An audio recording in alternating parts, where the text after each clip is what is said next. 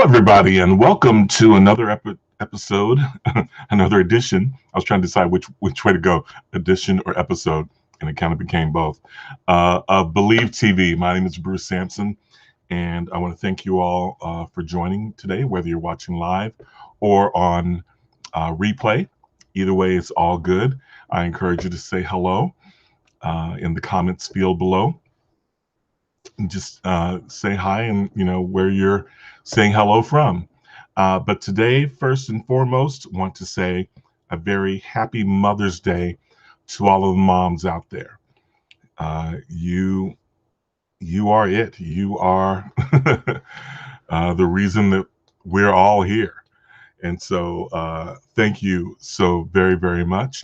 I already have some folks popping in. My friend Karen in Germany. Hi from Germany. It's all mothers. Happy Mother's Day.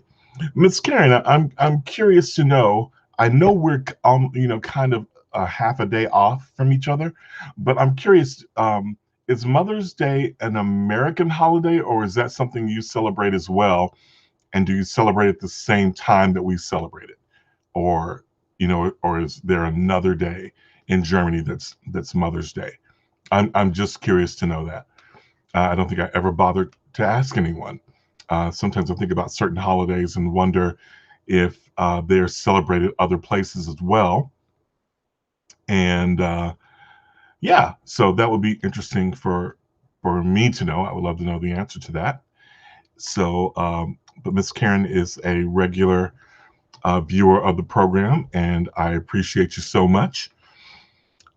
So today's program is entitled From the Heart, and it is simply me just talking from the heart. There have been a number of things that have been on my heart and in my mind that I kind of wanted to express, and I debated on whether or not to do it in this format, and finally decided about 20 minutes ago that I was going to go ahead and do it. Um, so let's see what Miss Karen says in response to me. We have the same day, only Father's Day comes next Thursday. Oh, okay. Gotcha. Gotcha. Um, yeah, and I think Father's Day for us is in June. Is that right? Not sure. um, but yeah, but that's interesting to know. So you guys have the same day of Mother's Day. That's cool. And your Father's Day comes next Thursday. Okay. Very cool. Um, Again, thank you all for tuning in. Appreciate if you even if you're just dropping in, or even if you are watching on replay, go ahead and say hi and tell me where you're saying hello from. That or from where you're saying hello. My mother would really be upset with me as an English teacher, and me having taught English too, to end the sentence that way. Um, my mom used to have this joke with me, uh, like if kind of a joke. It was her way of putting me in check and using proper grammar and English and stuff. So whenever I would say, it's like something like, "Mom, do you know where my cap is at?" And she'd always respond by saying, "Behind that preposition," and that was her way of letting me know that I misspoke in terms of grammar and the proper way of stating that sentiment. Um, so Miss Renita, hello to you. Good evening and happy Mother's Day. And again, I want to say a big happy Mother's Day to all the moms out there. And I'm going to start by just saying that for me, Mother's Day is always an emotional, challenging day for me. And um, so during the course of this, if I get up all in my feelings, you'll know, you'll understand. Um, but yeah, it's an emotional day for me. Obviously, I don't have my mother anymore. I lost her back in 2005, and she and I were extremely close. Close. I lost my father uh, a long time ago. Was it 2000, 1986 when I lost my dad, and so it was me and my mom forever. Before and after that, And so we were, always right there for each other. And even when I lived out in California, I talked to my mom almost every day. So it took me a while to get used to it. I'm not even sure I'm fully used to it yet. Used to not picking up the phone and calling her, or having her call me, especially when I worked at Yahoo. I would have, a little bit of a commute from my home to the offices in Pasadena. And I would usually talk to my mom on the way there and on the way back, or at least one of those. Uh, and yeah, and when we would just chat and talk about life and all of that good stuff. And yeah, it took me a long while. I mean, there's still moments in my life when I something will happen, especially if it's something monumental, or something um, truly special, like with me or my daughters or something that or something that I just think that she would appreciate, that she'd either think it's funny or touching or relevant to her life and experience and interest. And my gut instinct will be, oh, I gotta call mom.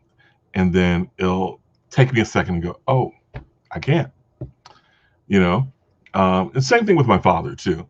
There are moments when, I want to share something with my parents and go, oh, but the comfort is in knowing that I know they're in heaven, and I know that they are seeing all of it, and they are experiencing all of it from a different perspective, from great seats. And so, um, but let me say this though. So while the day is emotional for me, it's not something like I've had family and friends and stuff who um, would be especially concerned about me being alone uh, during during this day, or like say during my mother's birthday or things like that. And just know that generally speaking, unless I just happen to be in a certain other mood, or there's something that um, corresponds with it, so something that happens that day that has me engaged in doing what I do, whether it's giving or sharing or teaching or producing or something like that, that for the most part, I generally prefer just to be alone. And it's not like I don't want people to feel sorry for me. It's not about being sorry. It's just I'm just one of those people that likes to be reflective. And sometimes I just like I mean, I have my space a lot, um, but sometimes I just like to have my space. And in that space, just to reflect and think about and appreciate uh, and to do the things that I want to do, whether it's just playing the piano or singing or writing or what have you, or doing this and talking to all of you. So um, anybody who's out there, any friends or family, just know that never feel like you need to um, on days like this, oh, we got to go make sure he's all right, like no, I'm good, because I think we all have to go through our own, we have our own processes that we have to go through, and we all deal with grief and pain and stuff in different ways. And for me, and I'm not saying that it's not painful, but it's definitely, it's okay to go through that process, and sometimes we need to go through that process. And I'm one of those people that sometimes I need that. Let me have that day.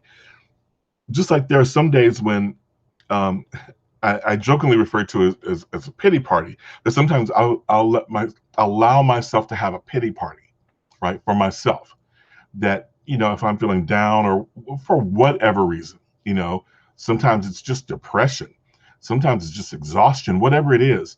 And every once in a while, rather than like we get this thing where people say, oh, push through and oh, barrel through and all of that stuff. But sometimes that's good. And sometimes I just need to curl up in bed in the fetal position and just lay there or escape into Netflix and movies and Star Wars and Star Trek or what have you. Sometimes I need that. And I allow myself that time. And I say to myself, okay, you got today and maybe tomorrow, and then now pick yourself up and let's go. Dust yourself off and let's go. But it's okay to give yourself that time, that downtime.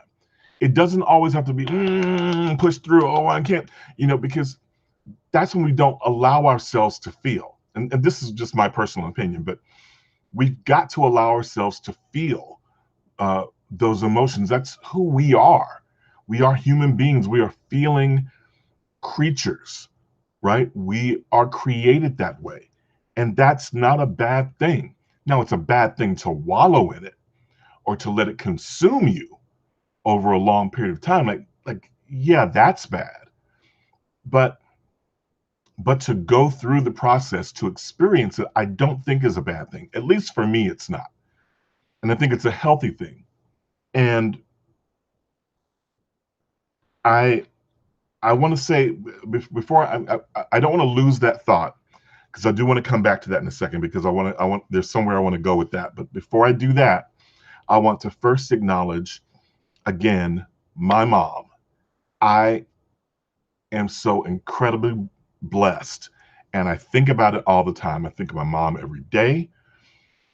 There, you would be amazed. You'd probably be amazed to know how often I make decisions that are based on what I think she would tell me to do, or I react to things, or I just make life choices based on what I think those conversations would have gone like with my mom if she were still here.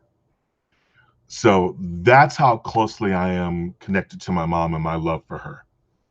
Um, but there are also other people in my life who have been there for me and who have, I guess, kind of held that role for me of of being mom. Now, not taking the place of my mom, but playing that role, that person who advises me, that person that I can trust, that person that I want to spend time with. Now, for a number of years, and especially since I moved back to Louisiana, that person was my aunt Georgia May. Um, and she's always been like my second mom anyway, because I was basically raised with two moms. So for those of you that don't know, um, I think I said this before, but in my hometown, in my house, we live out in the country and outside the city limits, and share a driveway. So I grew up sharing a driveway with my aunt, uncle, and my cousins who live right next door, who I refer to as my brother and sister, because we basically, for all intents and purposes, were brothers and sisters. And the Martins were my parents as well, and vice versa. That's just how we were raised. My grandmother lived across the street. My grandparents lived across the street from me. I had I had a great uncle on one side, another one across the street, and another one down the other side of the street. So surrounded by family, and I've been blessed by that as well. Um, but um, but yeah, I had my aunt Georgia May, and then a few years ago we lost her, and in fact, just a couple of days ago, and this is to extend the metaphor of the thing I said about my mom, and thinking about what would my mom say, what would she expect, how would she like me to handle that, how would she advise me in the situation. There's also this part of me that uh, there are there are things and lessons that I've been taught that stick with me so closely. And times that I've been like, like just say like, things that my mom or my aunt would fuss at me about, right?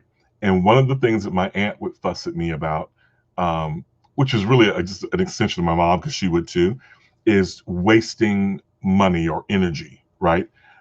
So like, for instance, I have a light in the garage, and there's another outside light um, outside my house that every once in a while I would forget and leave that light on. And my aunt would call me up, or sometimes she'd come over and bang on my door. And she goes, "Boy, do you know you left this light on all night?" And I'm like, "Oh, doggone." She goes, and then she'd give me the lecture about how much money that's wasting, and that I have to make sure that I do my due diligence and make sure I turn off those lights, make sure that they're off before I go to bed. And um, so 2 nights ago, or I guess yesterday morning, I guess it was, um, I woke up. I was doing laundry, and so I had the garage light on because it was nighttime, and I was going out and back and forth doing laundry. And I had one last load of towels in the dryer, and I ended up falling asleep going to sleep, and so I didn't go back out to go get those out of the dryer. And so when I woke up and I opened the door to go out in the garage, the light was on. And the first gut reaction I had was, "Oh shoot, I'm gonna get fussed at." Immediately was that the first thing I thought was my aunt's gonna fuss at me for leaving the light on. And so that lets you know just how close we were and how much I value my aunt. And so she was like my second mother, and she always looked after me. And I enjoyed just being able to go over and just sit with her. And there are many a day that I like, because part of my routine was, I'd be in my house, in my office, I'm working on stuff, I'm on the computer, doing this and doing that, and then I just need a break. I just need to get away. And so I didn't really want to go anywhere. And so I would just go next door to my aunt's house, and she would usually be watching tennis, sometimes golf, but usually tennis. That was her thing. And so I go, she'd be sitting in her recliner, and I go sit in the other recliner, and we'd watch tennis together. Or I'd go over and see if she'd had lunch yet, and I'd go pick up lunch for her, or whatever it was. And then we would just sit there and hang out and stuff. And sometimes we both fall asleep in those chairs, right next to each other. And those are just things that I got accustomed to. I just got used to those experiences. And there are times when that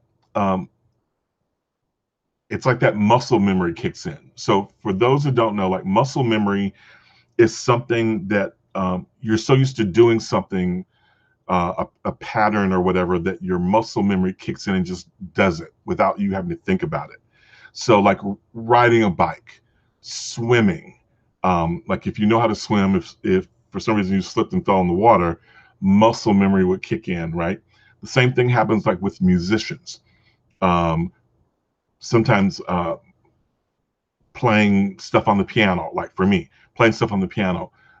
Earlier today, I sat down at the piano, and there was a song that I hadn't played in years, been years. And all of a sudden, as I was playing around on something else, I hit this chord, and immediately knew it was the chord, the beginning chord to this song. And all of a sudden, I just let myself go, and I started playing it. I'm like, "Oh my gosh, I can't believe I remember that." And the thing was, is I didn't remember it. It was muscle memory. The same thing is true of dancers. So sometimes they're like, if sometimes if you know a dance or choreography or something, sometimes you can go years without doing it, and then just know, oh, I can step up and do it. For my friends who were in my era in the late 70s, early 80s of the Young Americans, there are certain numbers, like one of the jokes is there's this number called Girlfriend, and that's from the Richard Rogers Show. And virtually every young American who ever did that show, ever did a run of that show, would probably tell you that right now, if you said, if the music started, you could probably go do that dance right now. There are certain things like that muscle memory kicks in. And so I think the same thing is true when it comes to um, like that instinct to want to call my mom or my dad when something happens, or if I need advice, or um, to instinctively want to go over to my aunt's house. It's going, well, I need to get away from this for a second, so I'm going to go sit with my aunt. And I have literally walked out of my door onto the sidewalk before I realized, or the driveway, before I realized, oh, she's not there anymore. Okay. And turn around and go back. Um, and and I'm saying all of this stuff and I'm just sharing it with you. And I'm always sharing things from the heart just because you never know when it can bless somebody else and make you feel a little less alone because someone else feels that, or someone else has gone through that or experienced that. And so that's one of the reasons I'm sharing it. And two, it's cathartic for me. Um, but yeah, but like I said, just yesterday morning, I woke up and this like streak of fear went through me. Not fear, but of like, oh shoot, I'm gonna get fussed at because I left the light on all night. And so immediately I turned it off and then calmed down, realizing, oh, that's right, she's not here, but she's always with me, just like my mom is always with me. Um, there are things that I do, and I mean, a lot of, oh my gosh, this is stuff I'm going through right now. I was thinking about the fact that I think I talked about one of the most recent shows that I did about the crazy summer that I'm in for, and how I am preparing for our Believe camps that are coming up. We've begun to register for those, and how I've also been given the honor of writing and directing the summer camp show for the Young Americans up in Michigan. So I'm kind of doing both of those things, bouncing back and forth from both of those things, um, and and so excited and so thrilled about it. But couldn't help but think, especially with regard to the Young Americans and thinking about this journey. And for me, it has been, if I did the math correct, this summer it will be 42 years. 42 years that I have been associated with the Young Americans. Longer if you count when I actually auditioned. But in terms of when I actually showed up to do my first Young American project up in Northern Michigan, it was 42 years ago this summer. And I was already thinking about, what is that feeling going to be like all these years later, to fly into Northern Michigan, get my rental car, and to drive into that area where I have spent a number of summers, especially that very first one. That very first one, my mother was with me and flew up to Northern Michigan with me. So I always think of her and wonder if in any way, shape, or form she could have ever imagined when we took that trip that that was going to turn into a 42-year relationship and entanglement with this organization, the Young Americans, which has become like a second family to me.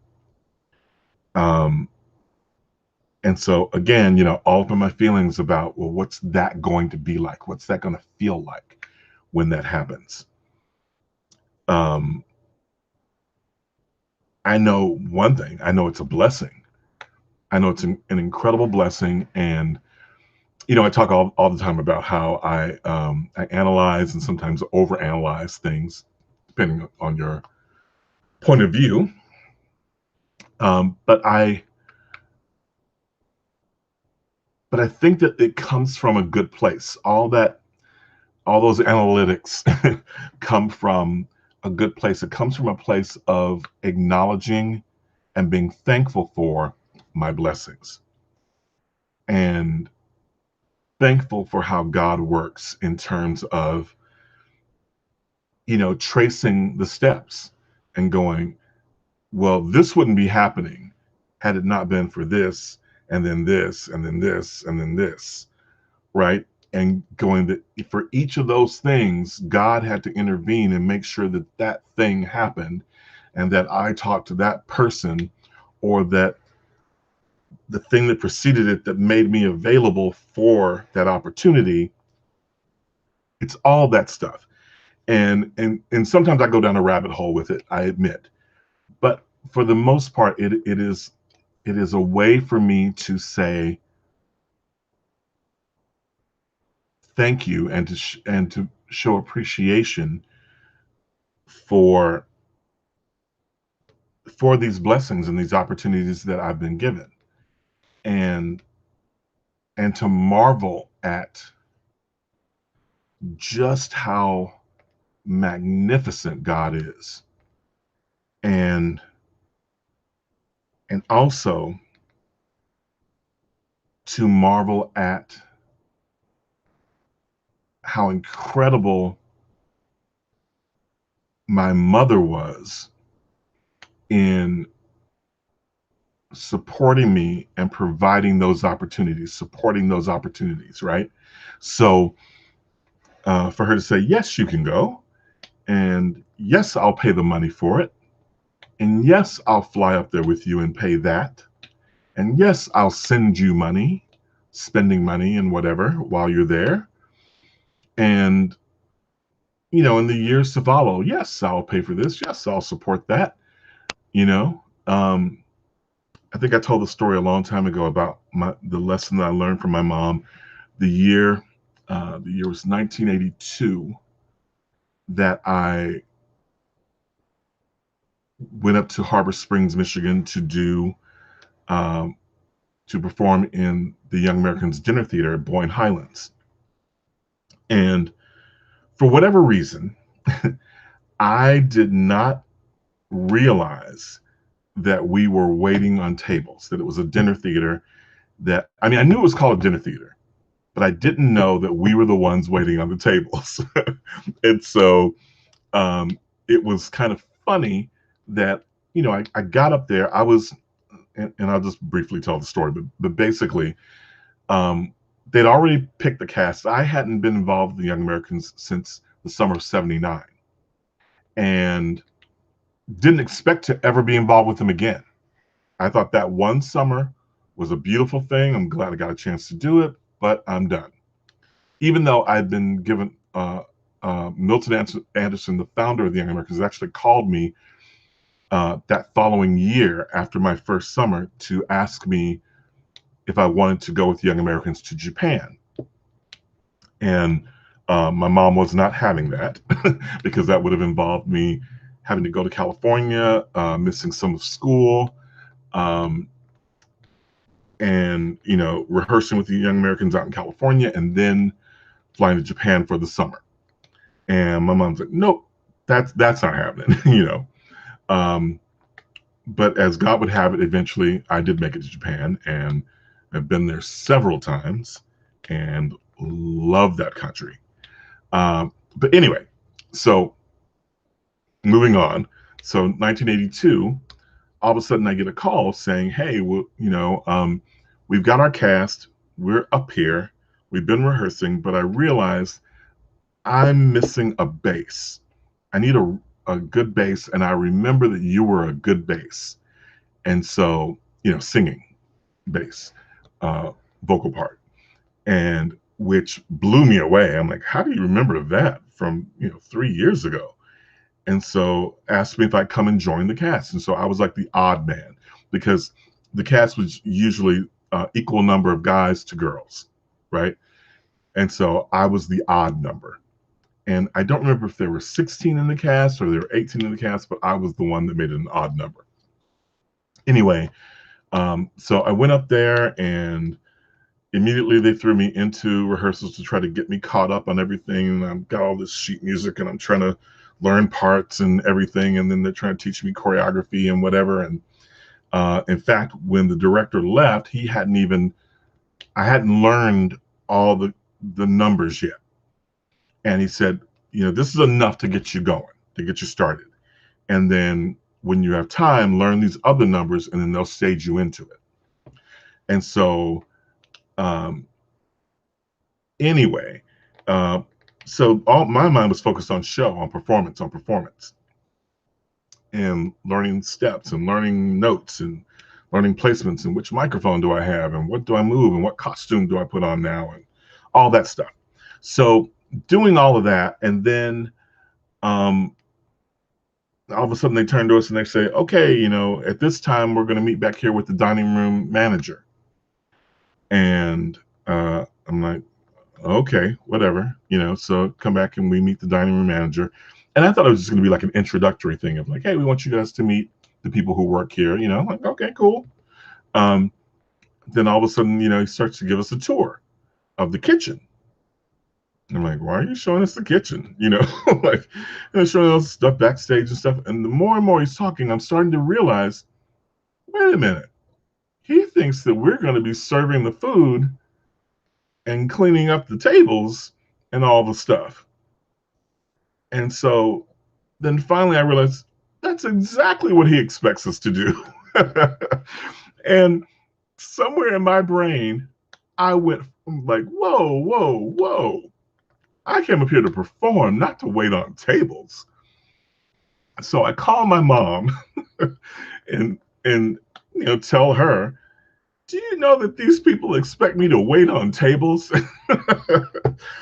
And her response, now keep in mind that she flew me out there.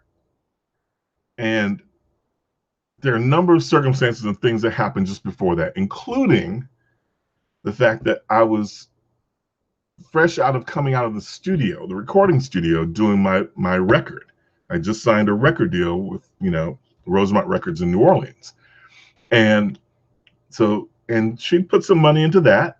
And then I turned to her and say, hey, I need to go to Michigan. Why do you need to go to Michigan? Well, because when my record is released, they already are starting to schedule these shows for me, these concerts and this tour. And I haven't performed on stage like this in a while. Like, yes, I've been part of the choir. I was in the chorale and stuff, the master chorale at Loyola University in New Orleans. And I'd been in choir, back in high school and stuff, but I hadn't done the type of performing that was going to have me dancing and being the lead performer in front of a band and backup singers and all of that. I hadn't done that in a minute. And so that's one of the reasons that I was like, yes, I want this opportunity. It was a great opportunity for me to, get my legs under me and get used to performing in an intimate setting and singing lead and learning choreography and, and all that stuff. And so here I am now so my mom is invested in all that stuff for me to be there. And so then I call her and tell her, as if I'm too good for it, like I'm not waiting on tables. And she said, if I were you, I'd start waiting on tables because I paid for you to go up there and do that.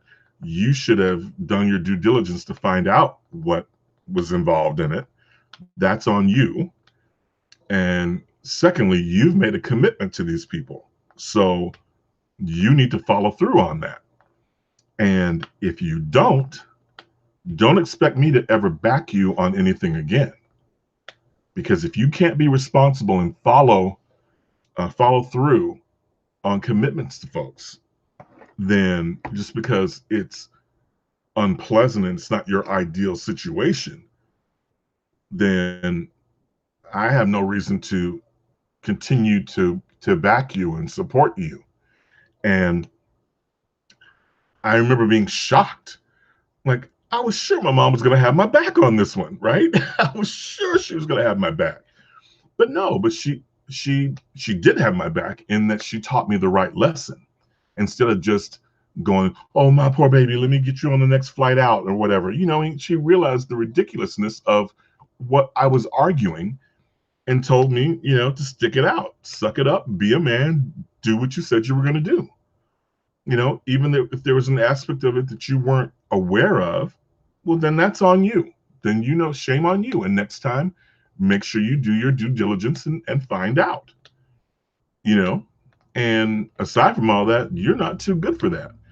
A lot of people may not know that my mom, as a teacher in her early days of teaching, um, on the weekends would go clean other people's houses and stuff for extra money, right? My dad would go bartend and clean up and stuff at the country club and other places and take on other odd jobs. So who was I to sit there and say that I'm not going to wait on tables because I'm too good for that or whatever it is, whatever I was feeling in that moment. And so I, and to be honest, I really think I think I was all in my head about I'm about to be a recording artist, a recording star. I'm going to go on tour. I'm going to do all this stuff. So that's where my brain was. And so I think at the thought of, wait, you want me to wait on tables? Dude, I have a record coming out, like all of that. So, which is ridiculous. But anyway, um, so my mom taught me this incredible lesson, which, so let me, the end of the story is that I stayed. I was grateful that I stayed. I made some of the dearest friends that I'm still close to now, some of which I just recently kind of reunited with, friendship wise and connection wise. And um, it was a great lesson. And I am so grateful that my mother didn't coddle me and that she knew it was more important to teach me the lesson than it was to come to my rescue, my rescue. Um, so I'm so grateful for that lesson from her. But I think about that and think, wow, what would she think now? I mean, I think back to the moments when I first came back and got a chance to direct the Young Americans in my high school auditorium, the same place where I saw them when I was 14 years old the first time. That here I was directing them on stage, and my daughter was on the well, actually, two of my daughters were on the stage uh, for that performance. That was surreal. That I definitely teared up that night, thinking, like, oh man, mom is watching this, and mom was probably up there interceding on my behalf. Uh, see, Miss Karen says, should you write so you had learned from this? It's great to remember. Yeah, absolutely. I am so incredibly grateful. Um, I hope she is, Miss Karen. I really hope that she is proud of me. Um, I hope that both my parents and all the people who are responsible for where and who I am now are proud of me. Um, all I can do is just keep moving forward and hoping that I'm doing the right thing. But I do rely on their counsel. Um, my mom especially, I rely on her counsel a lot. And that's what I'm saying. There's so many times in life that I'm in situations or I'm encountering different scenarios or dilemmas or whatever, and my brain will go to, well, what would she say to me right now? Would she approve of that action that I'm taking? And um, I just know how blessed I was to have her and how blessed my children were to have her as a grandmother as well. And I'm so grateful that they got to begin their education under her tutelage. She was the principal at Bird Avenue Elementary School here in my hometown, and I brought the girls back here to start school. So uh, their first few years of school were under her guidance. So I'm extremely grateful for that as well. And anyway, yeah, just lots of thoughts about how blessed I am, how grateful I am to have had these extremely strong women. I mean, and I can go back to my grandmother being another one. Um,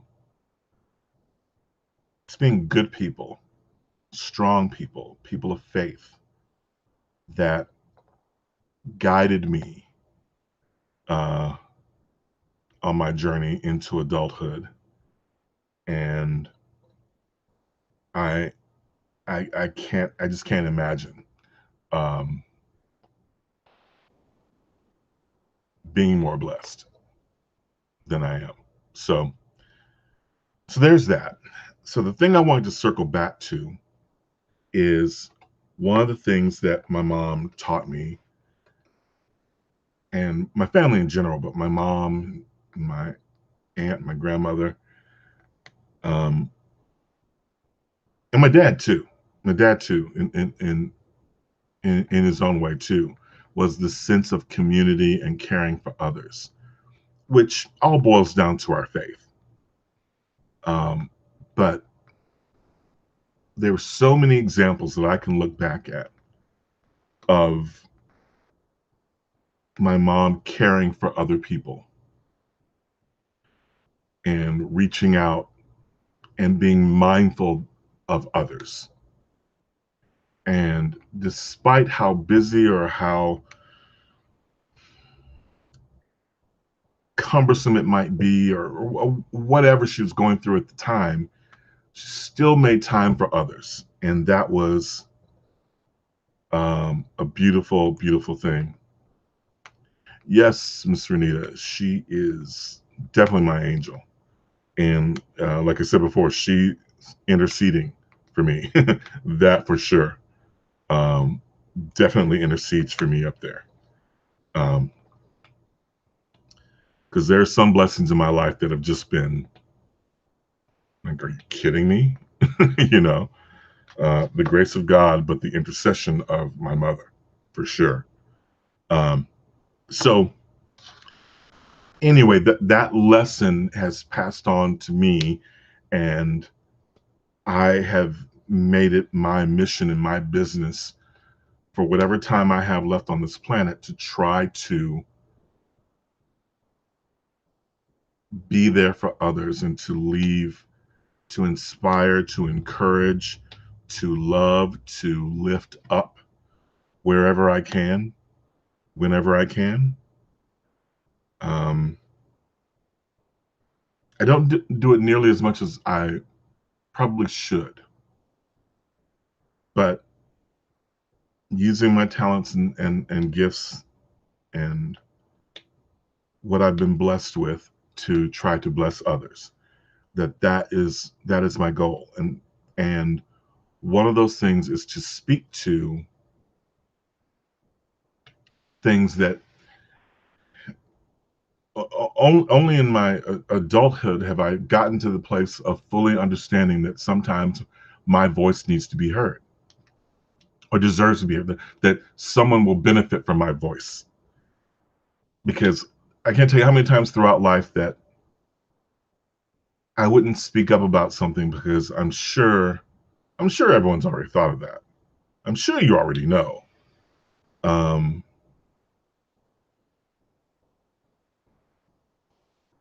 and who's this? Oh, Miss Karen says, so I am proud to grow 11 years by my grandma. And still, grandpa and grandma is probably what she meant. Yeah, yeah. Um, yeah, and I don't think it's a bad thing to miss them. You know what I mean? Like I said, I think it's not healthy for you to wallow in it and to never be able to move forward. But I think it's a healthy thing to acknowledge it, because in doing so, we're acknowledging our blessings. And I think that that's a good thing, and acknowledging that we're not here alone. And the things that we have are not by our own efforts. And we hear that so much, especially in politics and stuff. People saying, I pulled myself up by my own bootstraps. And no, okay, whatever. No man is an island. You don't do everything by yourself. You clearly have to have the involvement of others. Unless, of course, you've been living your entire life on an island with no one else there and you just figured out. But even then, you've got God who's interceding on your behalf. But anyway, but there's a lot of talk and a lot of stuff that's going on, especially, you go on Facebook and some of the stuff you see on Twitter and on the news, that are just destructive and just really ridiculous, that wind us up into this frenzy that sometimes we can't see our way out of, and we get so convinced that we've basically been brainwashed, because we've got this deluge of messages of be angry, be angry, be angry constantly. And if you think about that, like, I would challenge all of you, especially if you watch cable news, or especially if you're into politics, if you're watching politics and any stuff like that, and talking heads and whatever, these different talk shows or whatever, regardless of what side you tend to lean on, if I would challenge you to try to breathe for a second and listen to the continual message you're getting. And if it's constantly be angry at them, they're the reason for your problems, them, it's always that. Think about that. Think about that and step back from that for a minute and go, whoa, what must that be doing to my heart and my mind and my spirit, to get a constant barrage of be angry, it's them, they're the reason you don't have this, they're the reason you don't have more, constantly. And there are times when I just go, nope. As much as I love the news, and I mean, being a journalism major, love the news, I love being informed, I love staying abreast of what's going on with the government and all of that. And also, can I just say one quick thing that just absolutely blows me away? And I shouldn't even have to say this, but like, it kills me when I hear people say the phrase of government's bad. Oh, I hate government. Do you understand that you are government? That government and taxes and laws and all that stuff is a result of your action and inaction, of all of us. It's all a result of our action and inaction. It's a result of the people that we elect to go represent us, and the things we allow them to get away with. It's the things that we don't put them in check for, and the things that we allow them to mess with our minds, to the point that now we become each other's enemies. That's not what my Bible says we're supposed to do. That's not the example that we're supposed to emulate. Nope, that's not it. So for those of us who are people of faith, you need to understand and put yourself into check, as I often do with myself. Because every once in a while, I'll have to go, whoa, step back, Bruce, chill, and put things in perspective. Because at the end of the day, I'm angry with government. I'm angry. then fix it, change it.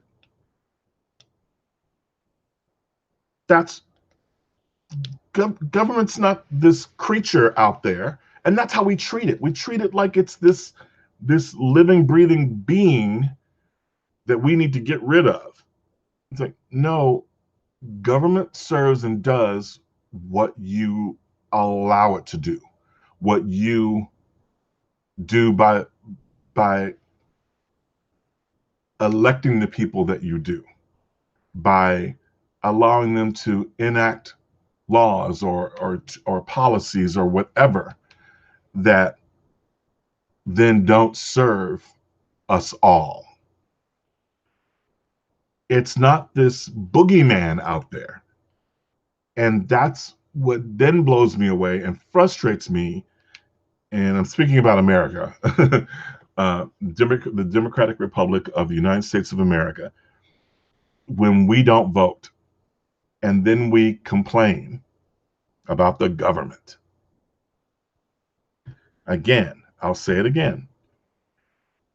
What happens to us by virtue of the government and laws and everything else is by virtue of our action, our own action and inaction.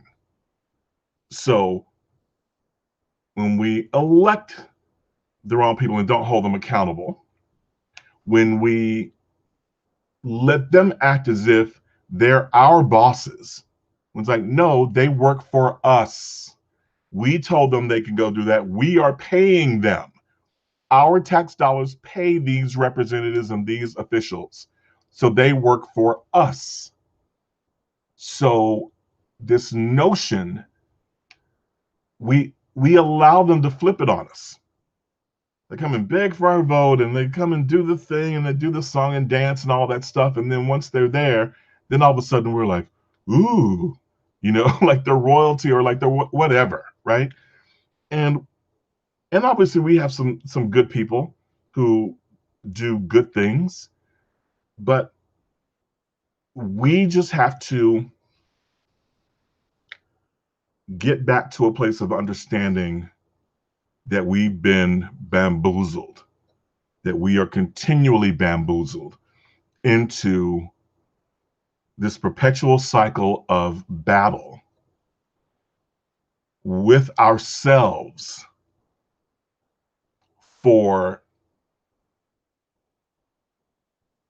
in a way that we're convinced that that's going to make things better. We can just keep those people from getting something. We can just stop those people from doing whatever. Those people are lazy. Those people don't deserve my tax dollars.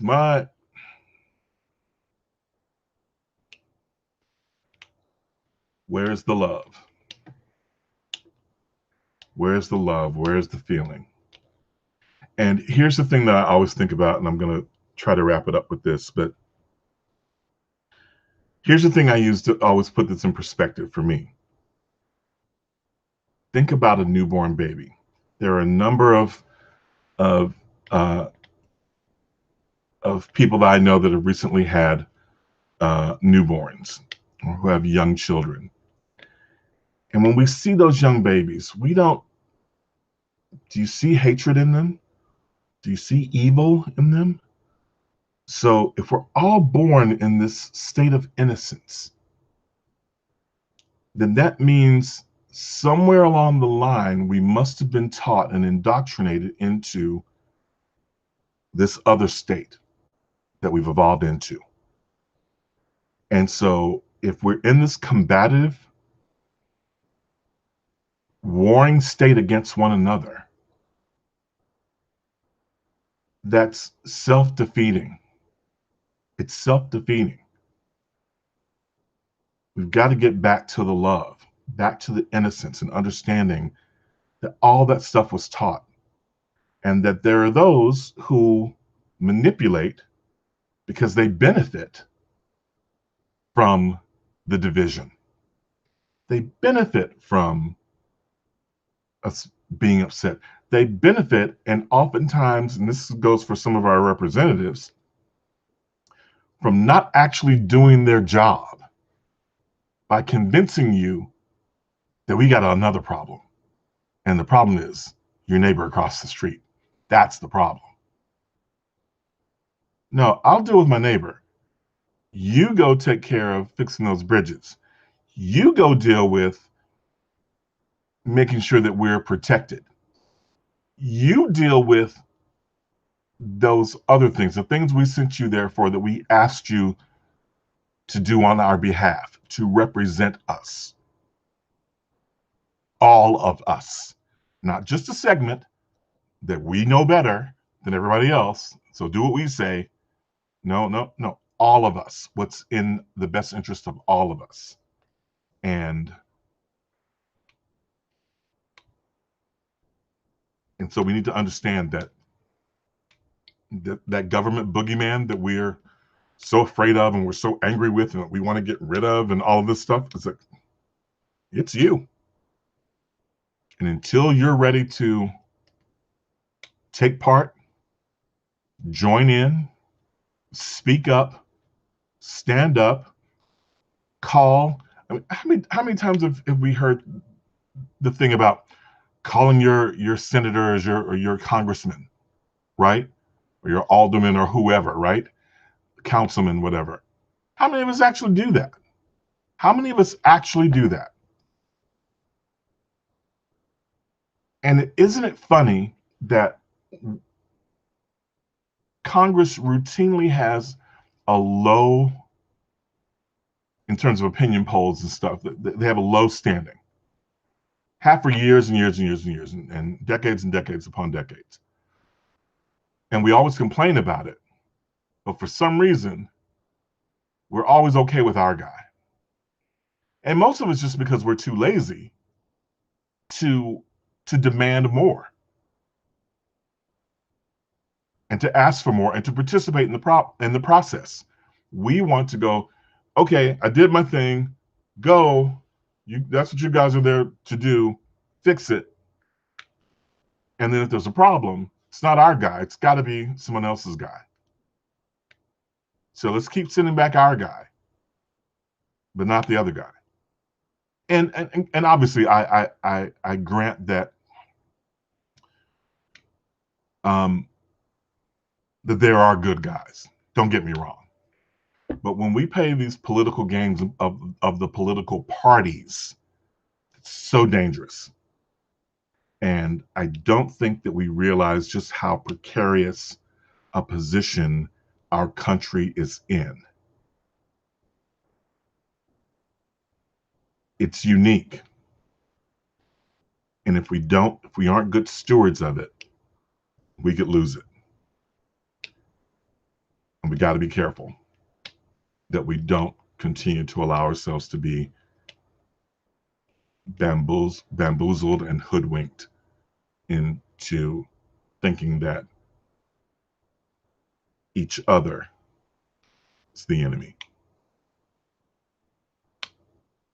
So that's going to do it for me for this week. Hopefully I will see you guys next week. Have a wonderful day. If you are still blessed to have your mother, make sure that she knows how much you appreciated her and that you love her. Hug her and take care of her. For those of us that don't have our mothers anymore, give them a hug for us too. All right. Sending you all much love and appreciation. Love one another because we can all do better. So let's do that. Peace.